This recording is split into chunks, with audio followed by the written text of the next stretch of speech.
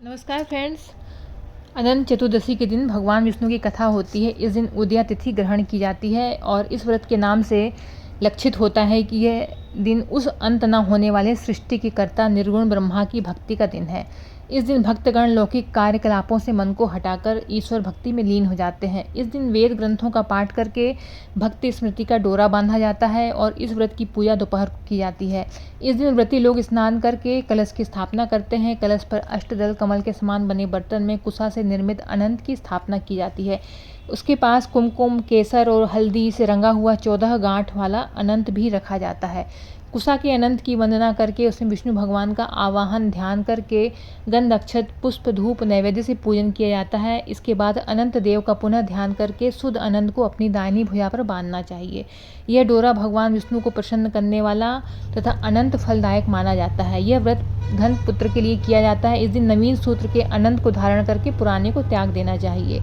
इस व्रत का पारण ब्राह्मण को पूरा दान करके करना चाहिए। अनंत की 14 गांठें 14 लोकों की प्रतीक है। इसमें अनंत भगवान विद्यमान हैं और इस व्रत की कथा सामूहिक परिवार में करना चाहिए। इसमें कथा इस प्रकार है। एक बार महाराज युधिष्ठिर ने राजसु यज्ञ किया। यज्ञ मंडप का निर्माण सुंदर था और अद्भुत भी था।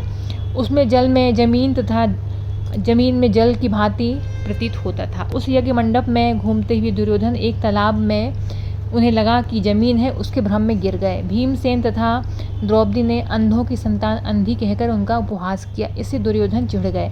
उनके मन में द्वेष पैदा हो गया और उनने बदला लेने के विचार से पांडवों को जुए में पराजित कर दिया।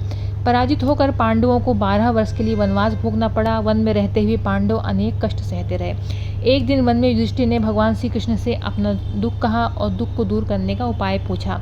श्री कृष्ण ने कहा, हे युधिष्ठिर, तुम विधि पूर्वक अनंत भगवान का व्रत करो। इससे तुम्हारा सारा संकट दूर हो जाएगा और तुम्हें गया हुआ राज्य भी मिलेगा।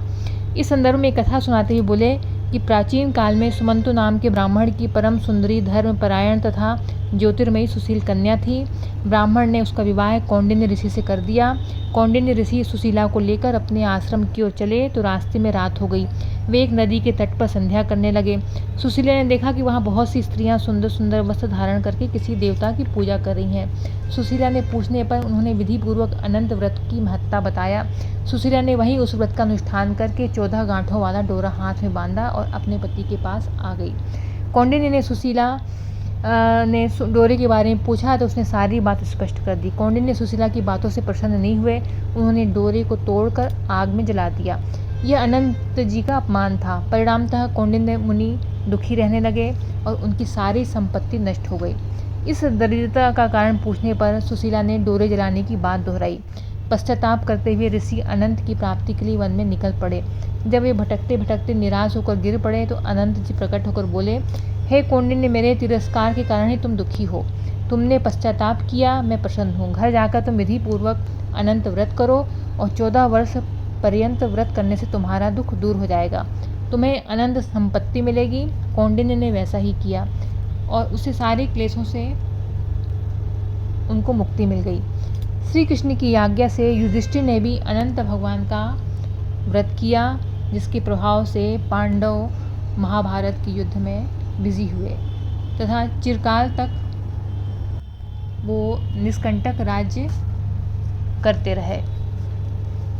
इसमें प्रातःकाल उपवास करना चाहिए, फलाहार करना चाहिए, नमक नहीं लेना चाहिए। फिर भगवान विष्णु जी की, गणेश जी की विधिवत पूजन करें, क्योंकि अनंत चतुर्दशी के दिन गणपति जी का भी विसर्जन होता है।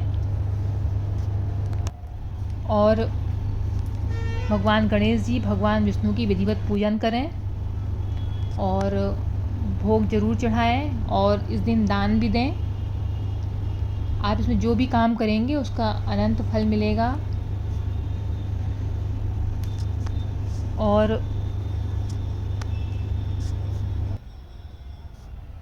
अनंत चतुर्दशी के दिन गणेश जी का ही विसर्जन होता है। जब विसर्जन करने जाएं तो चमड़े की चीज़ अपने पास में नहीं रखें, नंगे पैर जाएं।